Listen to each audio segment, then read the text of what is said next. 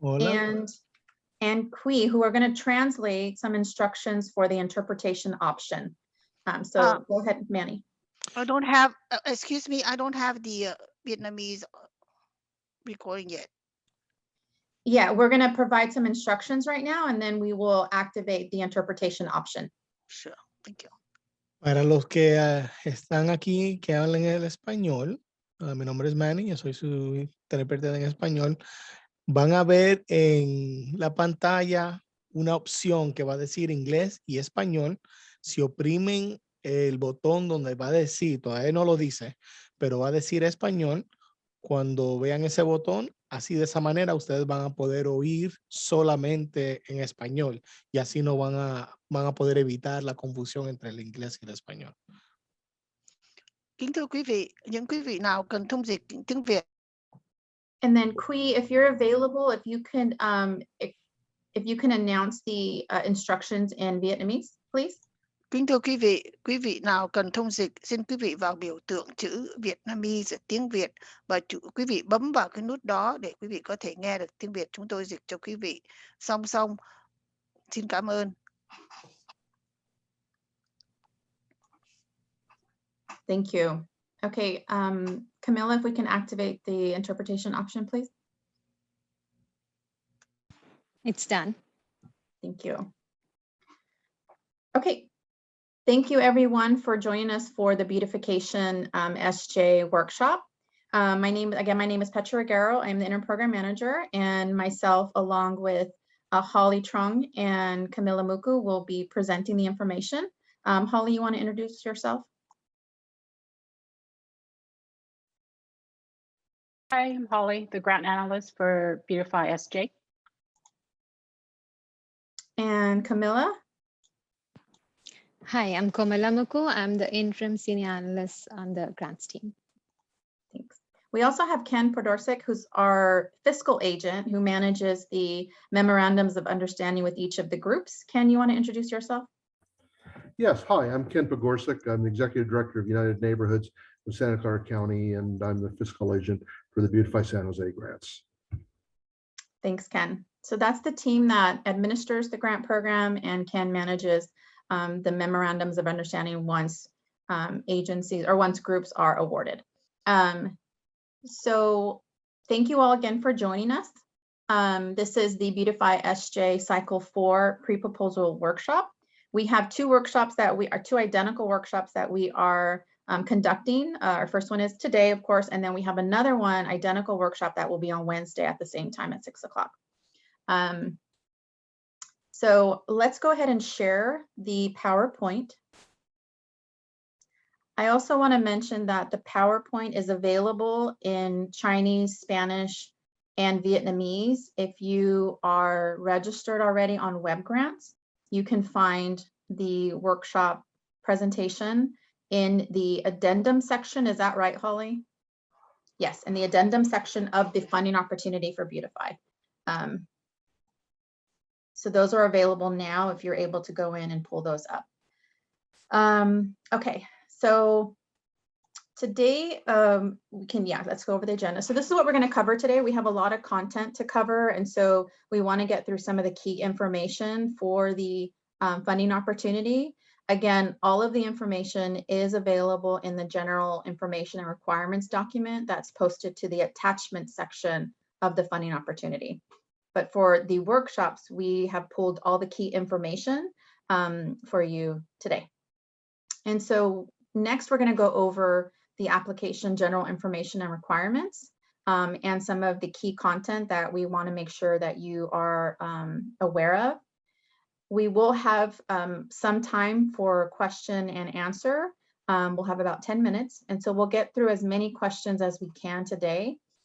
We will be posting the questions and answers to web grants in the addendum section. And again, we are recording this workshop, and we will be posting it to our YouTube channel so you can access that information.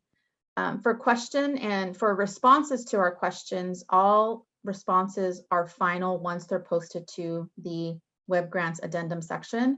We are going to try to answer tonight, but as we go back, we may have to, if there's additional information that we received or maybe some of the responses that we provide today.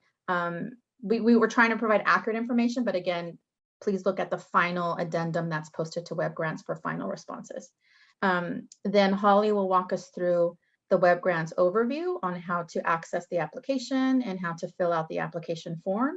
And then we'll have any Web Grants, we'll answer any Web Grants questions at the end. Okay. So for tonight, we again are recording it and we will be posting the link to Web Grants. We have everyone on mute. We just have to get through a lot of content tonight, and we ask that you put all of your questions in the chat feature.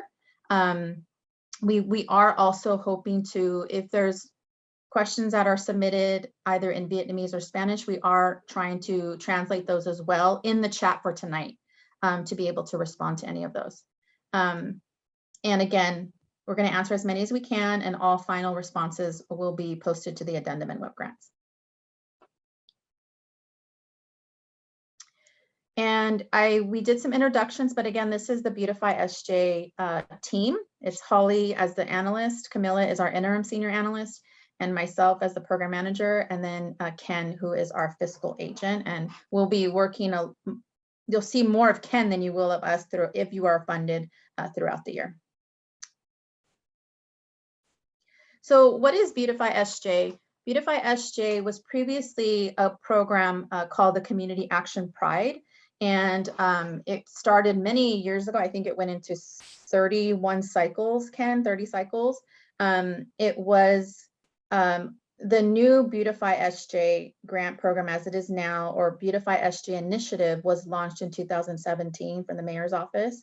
And it was really launched as an initiative because it was to beautify San Jose, looking at anti-litter or attacking blight, litter, anti-graffiti. And so this is one component of that initiative, is the grant program, which is really to offer funding to residents, neighborhood associations, other emerging groups to beautify their neighborhoods and to engage neighbors in different activities and different projects.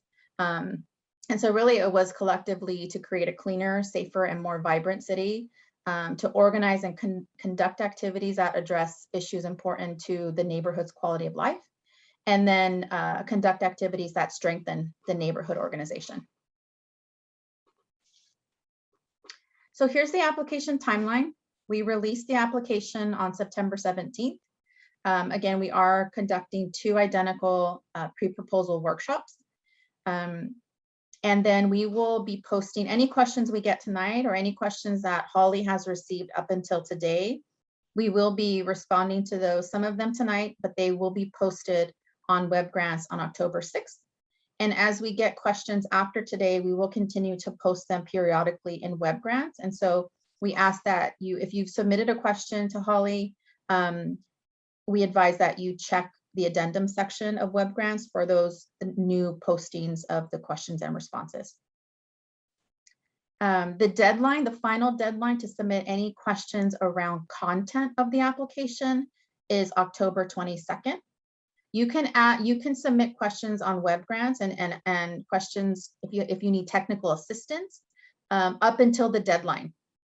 We do recommend that you submit in advance because we want to make sure that you understand what is required to submit and you don't experience any delays or anything with Web Grants. So it's really good to get an early start and submit early and don't wait until the deadline. The deadline is 4 o'clock. The system will not accept anything once that clock hits 4 o'clock. So if you have any questions again or technical assistance, you can contact Holly. The required documentation, and we'll go through what that required documentation is a little later, is due the same time as the application, is the 29th at 4 o'clock. We are intending to announce awards on November 9th. And then once awarded, any groups that are awarded will be asked to attend a workshop so we can go over what the requirements are as a grantee. And then the grant service period starts January 1st and ends December 31st, 2022. So who qualifies? What are the groups that qualify for Beautify SJ? And so we have 4 groups, neighborhood associations, and these are the group of residents living within the same neighborhood. In the city of San Jose, you operate free of charge. Does not include business owners. So these are the groups that you have a board, you have bylaws, you're an established neighborhood association. You're meeting regularly already. And so you're recognized as a neighborhood association, which is pretty much a good amount of the groups that get funded for Beautify.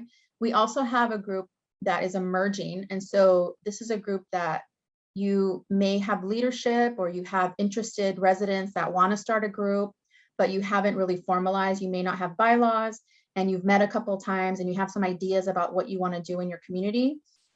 And you've met and you at least have one meeting minutes. So you've met, you've taken notes, and you can qualify if you're that type of group, emerging group.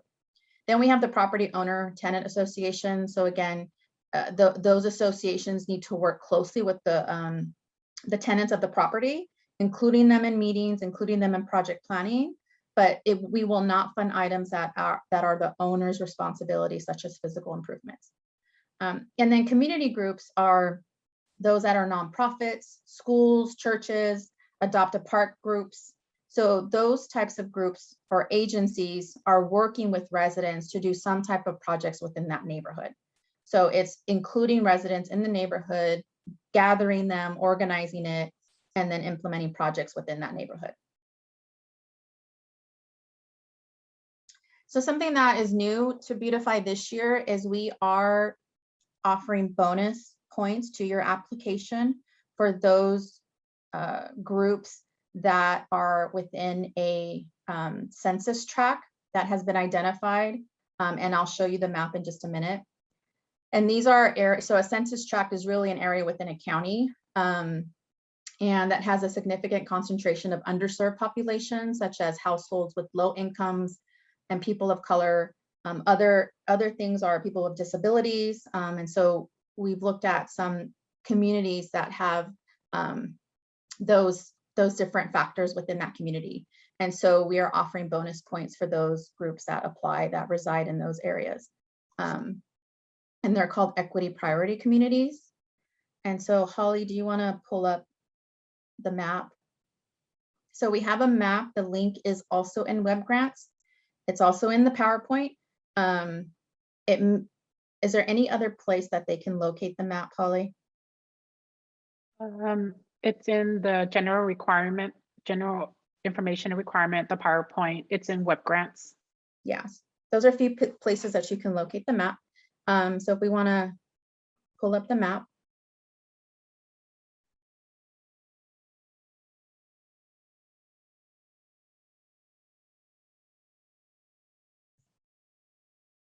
So here's what you'll find once you click on the link, and it's really a great tool. You'll enter your council district.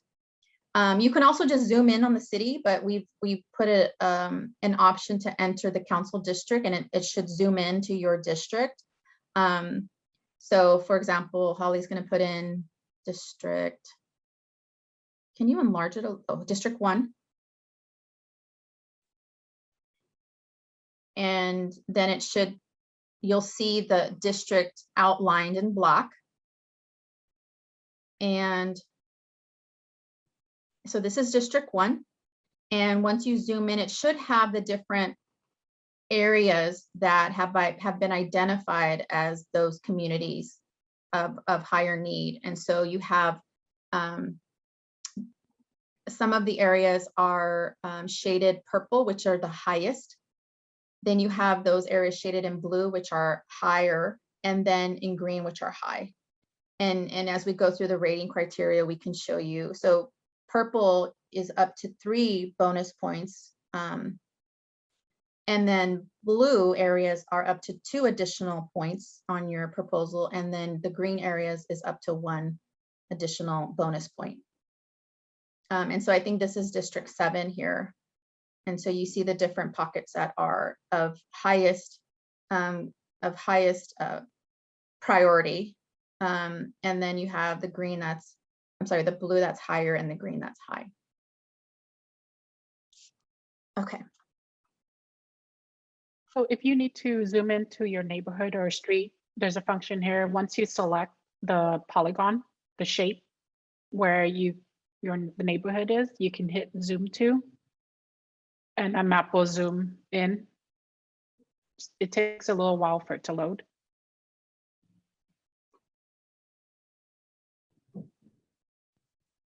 Especially when you're on Zoom. And you can see the details.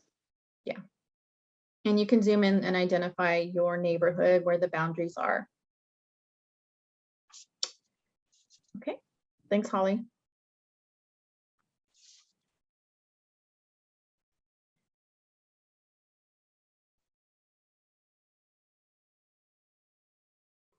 Okay.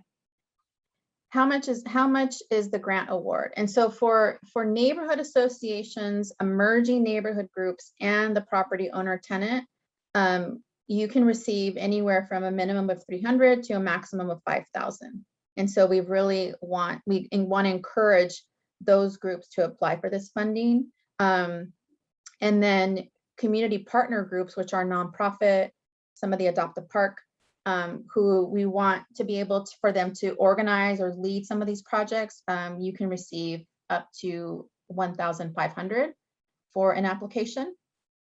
And then any neighborhood association, emerging group, property owner tenant, or community partner group, you can include multiple projects, and you're only going to submit one application. So each group would submit one application, and you can include multiple projects. So I'm going to turn it over now to Camilla. Thanks, Petra. So now going on to what types of projects can be proposed. There are two broad categories for Beautify SJ projects. It could be beautification projects or projects that enhance neighborhood quality of life, and neighborhood organization building events projects. For beautification projects, all projects must be on public property. And some of the examples of beautification projects would be Adopt a Park, where neighborhood groups that are ready for a 1-year commitment, they are encouraged to adopt a park to help with picking up litter, removing graffiti, removing weeds, and trimming bushes. Then there could be landscaping projects, which would be planting and landscaping in public spaces, for example, city parks, community centers, etc. Then there could be garden spots. A garden spot is a small area in a city of San Jose Park where residents register to plant and maintain a flower garden. Garden spots can be community projects. Then there could be neighborhood cleanup projects, which could include dumpster days, litter pickups, graffiti abatement. And there could be public art. Public art could include murals, traffic signal light boxes, or other projects. Under the neighborhood quality of life and neighborhood organization building events projects, some examples would be neighborhood-led events like National Night Out, cultural festivals, community building events, public safety activities, neighborhood celebrations, community projects, etc. Under neighborhood organization support, there could be like newsletters, PO boxes, United Neighborhoods of Santa Clara County membership fees, special events, insurance, association web pages, domains. Or they could be like 1-day volunteer event at a park where your neighborhood group can work with the volunteer management unit to choose a project based on the number of participants and the work that's needed. And now going on to application submission and instructions. As Petra mentioned, these are the details about the required documents, and all the following documents must be uploaded to web grants by October 29th, 2021. For neighborhood associations and property owner tenant, it would include a list of board members with home addresses, a copy of the bylaws, matching funds that equal to 50% of the amount of the grant award through volunteer labor, which is valued at $25 per hour, or funds from another source. And the eligibility to have a bank account by the time the funding is awarded. This is not something that needs to be done by October 29th, but this would you would need to have this by the time the funding is awarded. For emerging groups, we would need a list of volunteers with home addresses, a copy of minutes notes from the last group meeting in preferred language, matching funds that equal to 50% of the amount of the grant award through volunteer labor, again valued at $25 per hour, or funds from another source, and the ability to have a group bank account by the time the funding is awarded. For community partner groups, we would need a list of participating members with home addresses, minutes of last community meeting, matching funds that equal to 50% of the amount of the grant award through volunteer labor valued at $25 per hour, or funds from another source. And again, the ability to have a group bank account by the time the funding is awarded. And now I'll pass it on to Holly. All right, what information will I need to include in my proposal? So this is the general information. You'll need to know your council district, your neighborhood boundaries, number of people in your neighborhood, number of households in your neighborhood, number of members in your association or group, co-applicants, names and contact information of the people involved in the completion of your application. So for council district and neighborhood boundary, I suggest using the map that we previously demo. You can select on the district and you'll be able to zoom in on your neighborhood, and it has street names and numbers on there. So that should help with the first two questions. Narrative response to the following questions. So this is the questions that you're required to fill out in the web grants application. So I'll just go through it, and then later on we'll show you what it looks like in web grants.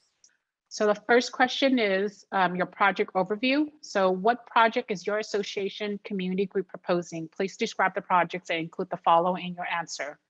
The Beautify SJ category, is it beautification or neighborhood engagement and community? What activity type, where the project will take place, location, you can project it. If you have address, that's great. Projected length of time to complete project. Any external partnership collaboration outside the neighborhood. So if you're partnering with Boy Scout, Girl Scout, that would go under that information. The next question is implementation, how the project will be put into action. Please describe your project will be put into action and include how residents will be involved. Question number 3, how will your project benefit the neighborhood? In your response, please include the following. How will this project create a cleaner, safer, and a more engaged neighborhood? Please describe how you will measure the success of the proposed projects and explain how you would document improved neighborhood conditions. You can include surveys, sign-in sheets, before and after pictures. The last question is the budget, 5 points. How will you spend the funding? Budgets will be judged based on the following criteria. Are all expenses eligible? So within the general information requirement, we do have a list of ineligible expense. So when you're answering this question, make sure to check that list. Budget includes matching funds that equal to 50% of the amount of the grant award through volunteer labor value at $25 an hour or other funds. And then budget should demonstrate a cost-efficient use of funds to manage the projects. What are matching funds? Matching funds equal 50% of the grant award. That's done through volunteer labor or other source of funding, grants, donation, fundraising. So this is how the application will be evaluated. This is the evaluation criteria, proposal responsiveness. So Petra mentioned earlier, applications are due October 29th by 4 p.m. Pacific Standard Time. So give yourself enough time, because when it hits 4 o'clock, the system will actually stop. It won't accept any more applications. So if you know you have a slow internet or your Wi-Fi is not reliable, I suggest try to give yourself some time. Project overview is 5 points, implementations 5, outcome is 10, proposed budget is 5, or a total maximum point of 25. So earlier, Petra mentioned the equity priority community bonus point. You can receive up to 3 points. So we have high, higher, or highest. High is in shaded green, higher is shaded blue, highest is shaded purple. So it's high is 1 point, higher is 2, and highest is 3. What if I'm a first-time grantee? So if you're a first-time grantee, make sure you have a bank account in the name of the association prior to executing the MOU. It's not required at the time of the application, but prior to signing the agreement, you need to have that completed. To open a bank account, you need to have a tax ID. So you can go to irs.gov form SS4 to fill out and get a tax ID.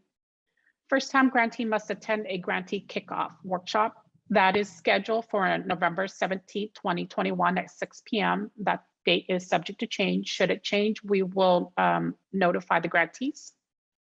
And first-time grantee must attend a community leadership workshop. The date and time of the workshop will be sent out to all grantees following the grant award announcement. Monitoring requirement. This is required for all grantees. This is after you've been funded and awarded. There's 2 items. Mid-year progress report are due by June 1st, 2022. And final report by January 31st, 2023. And that includes a description of the completed activities before and after photos of the event or beautification project and receipts or copies for the eligible expenses. Any unspent fund must be returned to the fiscal agent.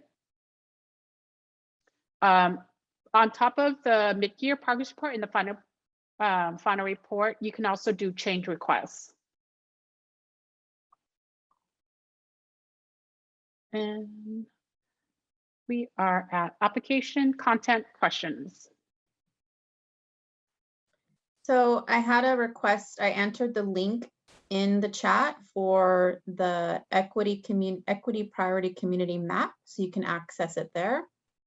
We have also a question on, can a garden project be done in partnership with the school district on school property? And that would be eligible for this grant program. Can funding be used on multiple eligible projects? Yes, you can propose multiple projects in one application. And 501c3 groups may only apply once at a max of $1,500 for one project, or can we set up a series of projects on the app for a max of $1,500? So a nonprofit can apply for multiple projects or one project up to $1,500. So it can be one project, it can be up to, I mean, it could be multiple projects, but the max award amount would be $1,500.